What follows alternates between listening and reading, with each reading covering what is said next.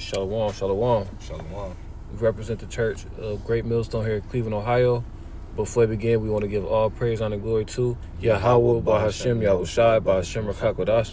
Double honors to our teachers, the head apostles and elders of Great Millstone, and the Kazakh Shalom to the hopeful elect. This is the brother Layash. Brother Kwamba Allah. And like I said, Lord willing, back with another edifying lesson. The point of this lesson, me and the brother was talking off camera, is, people, our desires of Esau's position. He's in a lofty position.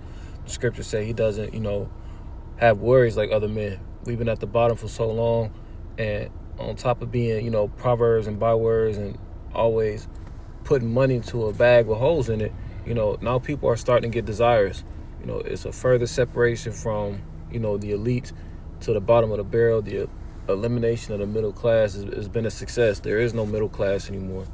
But we don't be desirous of what it takes to get that spot because we're desirous of the kingdom. So can we get that Psalms 37:1? This is Psalms 37:1. It says, a Psalm of David. It says, fret not thyself because of evildoers. Go ahead, so Also it says, neither be thou envious against the workers of iniquity. Right. If you go into that word fret, I'm just going to look up a quick search real quick. It says, to be constantly or visibly worried or anxious, gradually wear away something by rubbing or gnawing. So we don't want to worry. We don't want to trouble. We don't want to be preoccupied with the thoughts of the wicked. And verse 2 and 3 is going to explain why. You can keep going up. Fine. Verse 2, it says, for they shall soon be cut down like the grass and wither as the green herb. Right. The scriptures tell us in the book of Joel that they should perish like their own dung. Like when you take a nasty shit and you flush, you're not looking for that turd. Like, damn, I remember that one from 03. I wish I can get it back. The motherfucker is gone. The same way Esau's going to be. He's going to clean up his mess for this 1,000-year captivity, and there is going to be no more Edomites. So we don't worry about something that's temporary in the same way we don't worry about America. You got it in verse 3? Verse 3, it says, trust in the Lord and do good, so shalt thou dwell in the land, and verily thou shalt be fed. Right. So what does trusting in the Lord consist of? Having faith. What is doing good? Following the law, statutes, and commandments to the best of your ability, because it all really boils down to two. Not serving any other gods and treating your fellow Israelite like you would treat yourself. And part of the promises, part of our inheritance is that land, Jerusalem, the Holy Land. So that's the promise that we're looking forward to, in addition to the new covenant, not sinning again. We can get that Psalms 23. This is Psalms chapter 23. Say verse 3. And verse 3, it says, he restoreth my soul. Proverbs 23 and 3. Salakia. That was my fault. Proverbs 23 and 3, it says, be not desirous of his dainties. Right. So his delicacies, some of the things he has to offer right now in 2025, that would be money. He's going to come with that same mindset. You've been fucked up for so long. When the government come back, just like the elder Kapatas said, he might offer you, that C-hip, And that's how they gonna come at, the 2/3 of you jakes, man. All right, the scriptures talk about how gift destroys the heart. That's big. And that's what that's gonna be, that gift, because you're not gonna be able to do nothing in today's society anyway with all the things you want and the desire, these victuals and stuff. All that's about to be taken away. Come on, we can keep reading until like 7. We can close out. It says,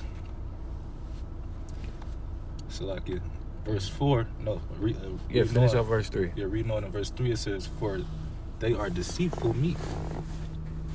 Yep. So everything Esau has, it come with a twist. It's just like a wish from a genie. Like, I wish I could fly. This nigga bought me 10 tickets to a fucking Spirit. Damn well I wanted wings that had the ability to fly on my own. But in all seriousness, that's what Esau does. It's never just straight up. Verse 4. Verse 4, it says, labor not to be rich. Cease from thy own wisdom. Right. Don't take matters into your own hand. We're not working to be rich. What do the scriptures say? It's specifically in the Lord's Prayer that, just give us our daily bread, because we have something that's greater than these riches that are currently on this evil world. Verse 5. Verse 5, it says, wilt thou set thine eyes upon that which is not? For riches certainly make themselves wings. They fly away as an eagle towards heaven. Right. So one day they here, one day you're gone. It is a small thing to make a poor man rich, and vice versa, because riches, adversity, all those things, like it says in Sirach the 11th, 11:14. yeah, these things belong to the Lord. So if you focus on something that is out of your control, that's vanity. What I said that upon that which is not, you know what I'm saying? Like, where's your focus at? Where your mindset? We laying up treasures in heaven. Right. Now, don't get me wrong. We're not over righteous. Me and the brother talked about this the other day. You know, money is a defense, but guess what? Wisdom is a defense, and it's a better defense. You wanted to say something like? Yeah, I was gonna say that scripture was King David, where he said his foot almost slipped. After he seen was that the prosperity of the wicked. You know, we don't desire, these things. We, like, brother, I think you just quoted it. We storing up our treasures in heaven. All right. Okay, you can keep reading on that. It says verse. Where am I? 5. Yeah. 6. Verse 6. It says, "Eat thou not the bread of him that have an evil eye, neither desire thou his dainty meats." Again, going back to the 3rd verse, we do not eat that bread. Why? Because that bread is defiled. It comes with a price, and the price is you going against your maker. And that's associated with pride. See, when we think about things, we linking them to the precepts, because these things ultimately guide us on how I should live our lives. When you go into that word proverb, it's a wise saying or a maxim, and these are things that help us conduct ourselves, not only as men in the ministry, but men in the everyday world. Because say, for instance, we separated from the brotherhood for some odd reason, we still have the wisdom of the understanding inside us. We are those vessels that the scripture's talking about. You can keep going to 7. That's pretty much it. Verse 7, it says, "For as he thinketh in his heart, so is he. Eat and drink, saith he to thee, but his heart is not with thee." Right, just like the boule, just like the celebrities. I'm thinking about R. Kelly, Bill Cosby. Yeah, he was hot in the 90s, seemed like she ready, and then now the same people who put you in a prominent position, the left-hand side of the Lord, are the same people mocking you and throwing you under the damn jail.